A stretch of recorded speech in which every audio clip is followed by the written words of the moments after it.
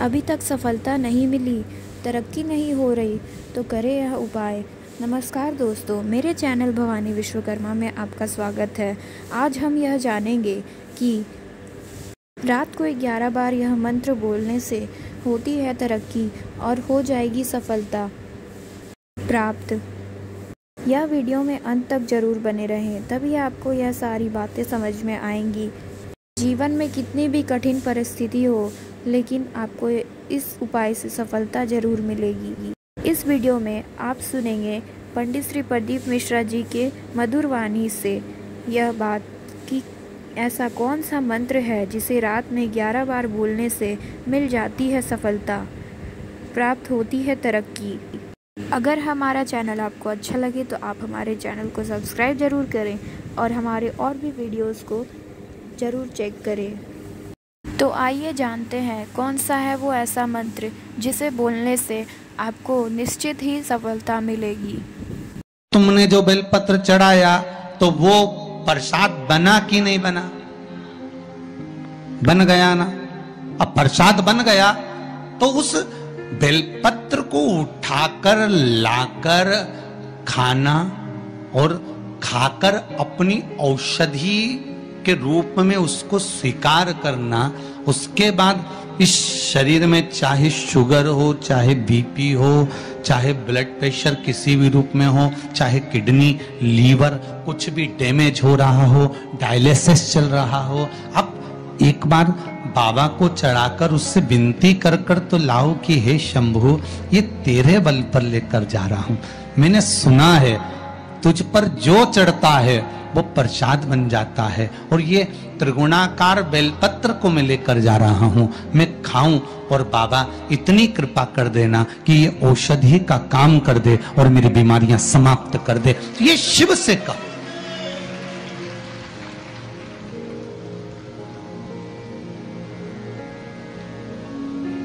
क्यों निर्माल्य बनकर फेंका जाए बेलपत्र को?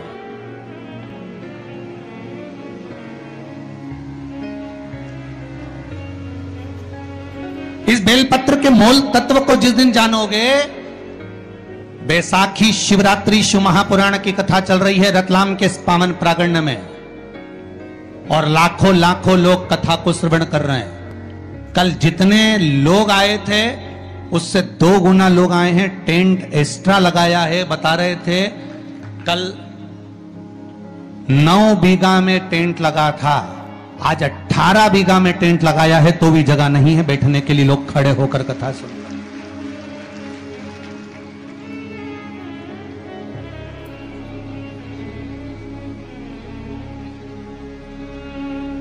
और 18 बीघा के टेंट में भी जगह नहीं। पीछे पुरुष को आप एक निगाह अगर मारकर देखेंगे तो ढेरों में खड़े हैं, इधर देखो उधर देखो, जहां निगाह पहुंच जाए उधर देख लीजिए। महाराज लाखों लाखों लोग इस कथा को सुन रहे हैं।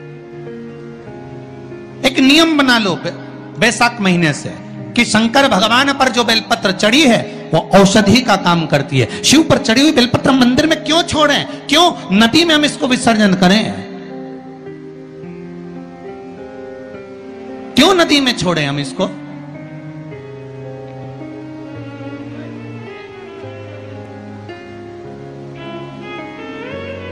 उसको उठा लाए, उसका प्रयोग करा, खाया, और उसका जो फल हमें मिला वो जीवन का सुख। हम तो ब्राह्मणों से भी कहेंगे, जितने ब्राह्मण जन शंकर भगवान के मंदिर में पूजन करते हैं, जितने विप्र जन भगवान शिव के मंदिर में पूजन करते हैं, उनको करवत्त निवेदन, उनके चरणों को प्रणाम कर कर, उनके चरणों को नमन कर कर, उन ब्राह्मणों के चरणों को नमन कर कर निवेदन करूंगा कि आप शंकर जी के मंदिर में कोई प्रसाद बांटो ना बांटो, जो बेलपत्र शंकर जी के मंदिर में चढ़ती है उस बेलपत्र को उठाकर धूप में डाल दो, सुखा लो, पीस लो, और पीसने के बाद उसकी पुड़िया बना लो।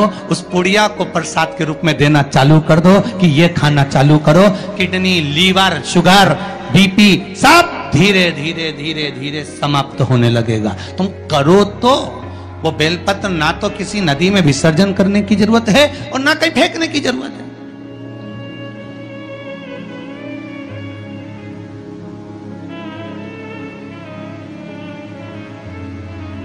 प्रतिदिन भगवान को तुलसी चढ़ाते हो ना, तो रोज भगवान को तुलसी उनके भोग में चढ़ाते हो, उनके सामने चढ़ाते हो, उनके सम्मुख में ठाकुर जी की तुलसी चढ़ाते हो, उठा लाए प्रयोग में लो, क्यों उसको विसर्जन में डालते हो?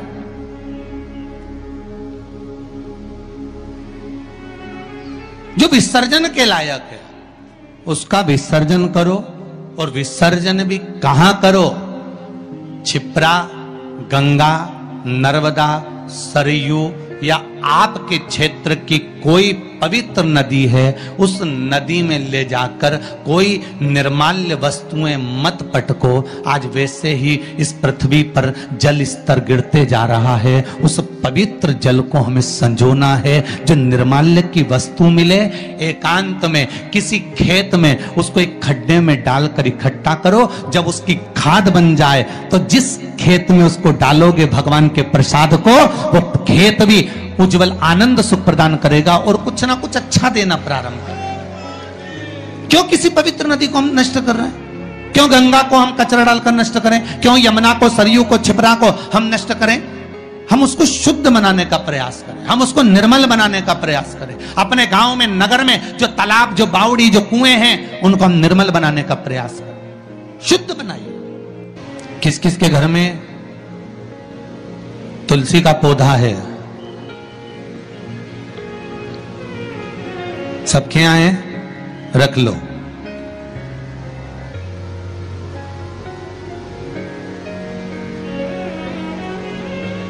कहां लगा है? घर के अंदर कि घर के बाहर? घर के बाहर। ठीक है। दिया लगाते हो? अच्छा, कौन है वो जिस तुलसी मैया को दिया लगाते हो? कौन है वो? बोलते तो जाओ जरा जल्दी जल्दी। माता है। घर में जो सास है वो कौन है? वो भी बोलो तो, जम के बोलो जरा। माता है। बैसाख का महीना चल रहा है, बहुत जोरदार गर्मी पड़ रही है, बहुत जोरदार गर्मी, खूब जोर की। तुम्हारी सास की कुर्सी घर के बाहर लगा दो।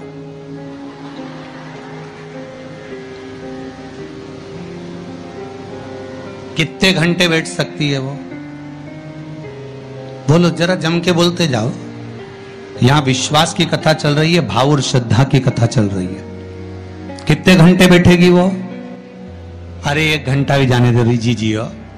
15 मिनट ऐसी चिलचिलाती है धूप में वो बैठ जाए, बहुत कठिन बात, बहुत कठिन।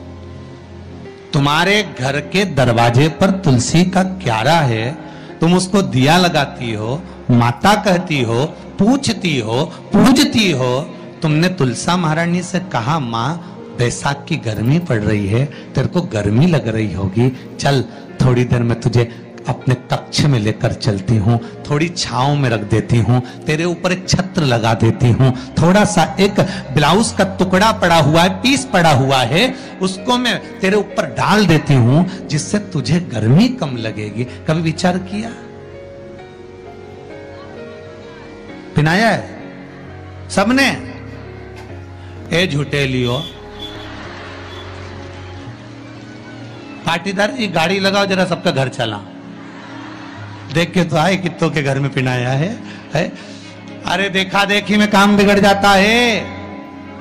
एक बार कक्षा 8वीं का पेपर था, बच्चों के लिए एग्जाम में लिखने को आ गया, दिल्ली की सबसे बड़ी मीनार का नाम लिखो।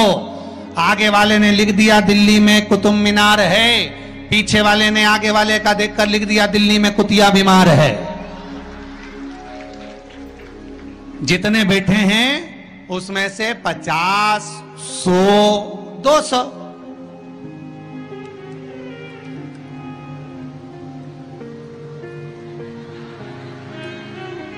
अरे बोलो तो सही है वो, उतना बोल।